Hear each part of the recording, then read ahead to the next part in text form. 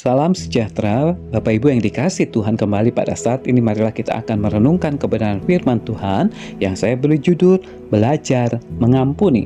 Matius pasal 6 ayat 14 sampai 15.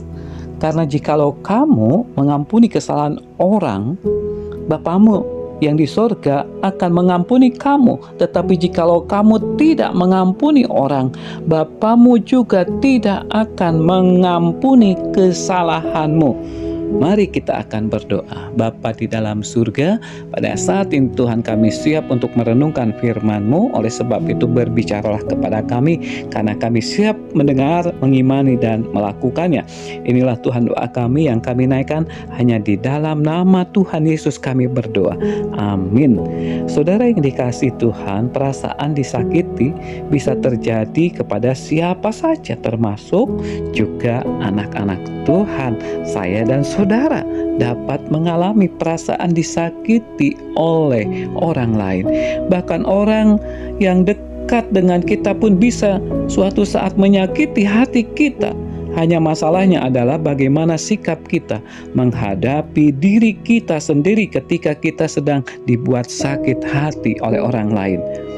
Ada dua hal yang perlu untuk kita perhatikan. Yang pertama, kita perlu tahu bahaya jika tidak mengampuni. Bila kita tidak mau mengampuni orang lain, maka Bapa di surga juga tidak mau mengampuni kita. Kasih yang ada dalam hidup kita akan hilang.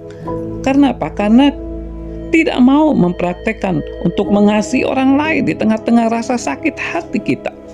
Hubungan dengan pihak lain menjadi rusak karena tidak ada upaya untuk memperbaikinya. Dan hal buruk lainnya adalah kerohanian kita tidak mengalami kemajuan, tetapi justru kemunduran.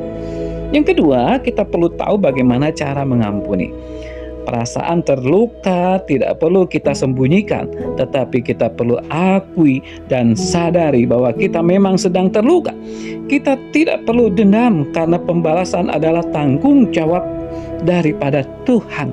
Tetapi marilah kita tetapkan dan marilah kita fokuskan hidup kita pada Tuhan Yesus Kristus dan terus belajar untuk taat pada firman-Nya, karena Dia yang penuh kasih akan memampukan kita untuk mengampuni orang lain.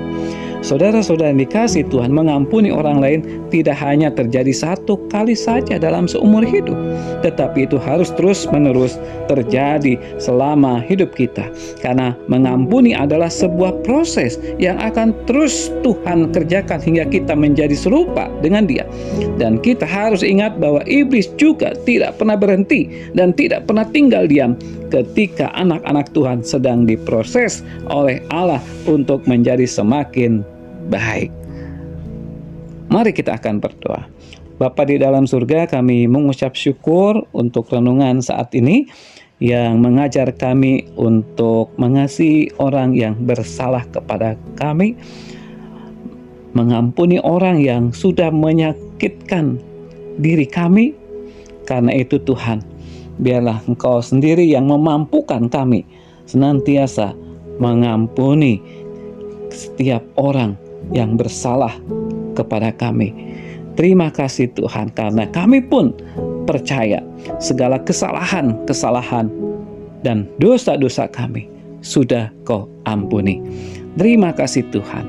Inilah Tuhan doa kami yang kami naikkan hanya di dalam nama-Mu, Tuhan Yesus Kristus, Tuhan dan Juru Selamat kami, Sang Pengampun.